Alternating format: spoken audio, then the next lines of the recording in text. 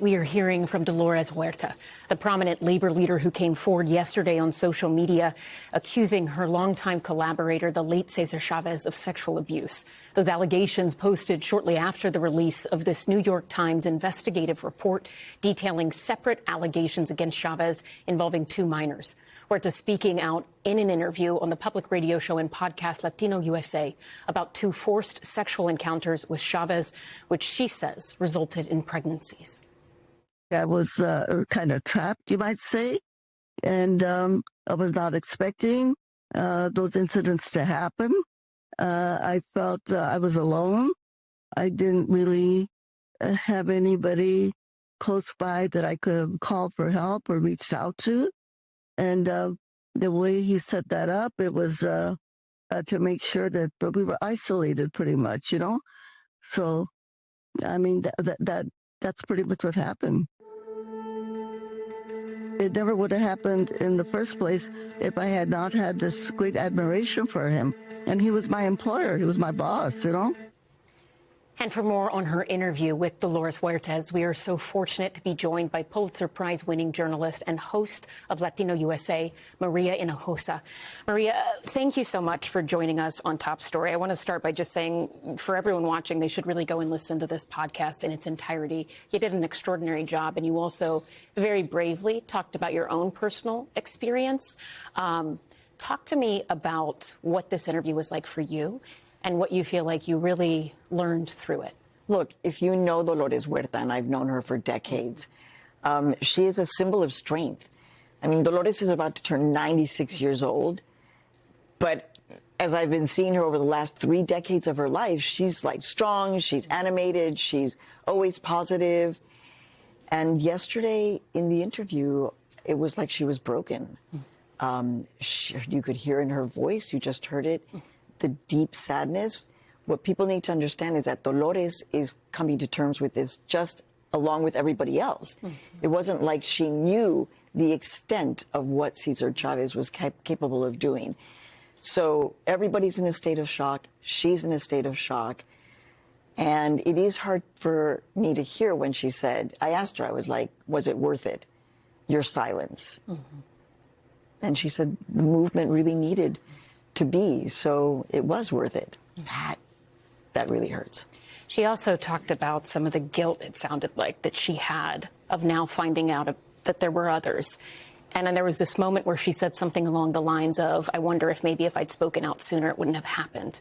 I want to play another exchange from your interview where you asked her about that dynamic that she had with Cesar Chavez. Let's listen. Did you ever confront Cesar Chavez about his attacks on you?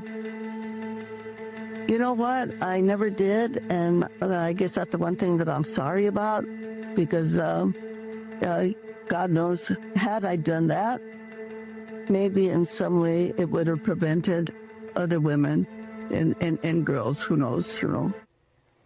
There's so many reasons why women, particularly in this country, don't feel safe, often coming forward and saying what has happened to them. You look at statistics from government data, networks like RAIN, and they say 2 out of 3 people who have been sexually assaulted do not report it. For her, there were layers to why she didn't talk about this, right? You touched on them about what she felt like it could do for the movement at the time. Take us through a little more of that, of the dynamics that she felt were at play here. So the first sexual assault happens, I think, in 1960. The second one happens in 1966. Can you imagine Dolores Huerta in her mid-30s, not famous? Yes, she was next to Cesar Chavez, but she herself did not have that fame. What would have happened if she came forward at that time? I mean, one, she would have probably not been believed. She would have been maligned. I mean, Cesar Chavez clearly was a brilliant organizer, but he was also a horrific strategist, not just in movements, but in terms of abuse of women, girls, and teenage girls, right? Like, he was very strategic. As Dolores said in the interview, she said, I respected him so much, I admired him so much, that was part of what he did. Because then you find yourself alone with him, and you're like, well, I just admire him so much, nothing's going to happen. That's the moment when he attacks. But for people who are not survivors of rape, right, and it took me until about a decade ago in therapy to understand what happened when I was 16. And so we don't want to come forward. The last thing we want to do is to say, I am a rape survivor. You don't want to say that. You don't want to say, I have been raped. That's why I say it, because I'm a public person. I've done the therapy. I have a lot of support. And I think that's what Dolores wants to do now. She's like, I want to talk about this. Let's make this an issue that is brought to the forefront. You've dedicated your entire career to reporting on the Latino community and issues that impact them. When you think about Chavez's legacy, what this revelation means for that legacy, and also what it means just for everyone who had admired him, the work that he had done, obviously the movement itself, and you touched on this in your interview, it was not one person ever at any point, but he has been and is so important to so many people. This does change things. What does it mean moving forward?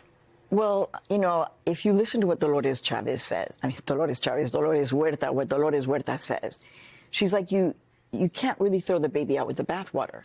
Like, there was a movement. It changed my life, right, as a little Mexican immigrant kid on the south side of Chicago. Changed my life. I think the message is we should be careful about giving men too much power. We are living in a country right now with this same experience. I mean, as I said to my colleagues, I'm not over the Epstein files yet. And then this happens. And so not giving men unchecked power, idolatry, having more women in positions of power. And as Dolores always talks about, she talks about people power. She's like, the United Farm Workers happened not because of Cesar Chavez. It was because of the people power, the fact that he was able to bring thousands upon thousands of the most powerless people together.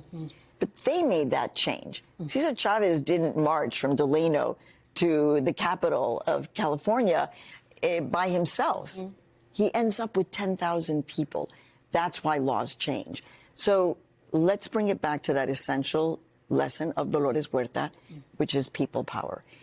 And also, I have to say, I'm just really shocked at how quickly people are throwing her under the bus and blaming her. And that's exactly what she said. She was like, well, if we come forward, then we get blamed and attacked. So what makes us want to come forward? So I would say, just check yourselves as people are doing that. Maria Hinojosa, thank you so much. We really appreciate you and your reporting. Thank you so much. We thank you for watching, and remember, stay updated on breaking news and top stories on the NBC News app or watch live on our YouTube channel.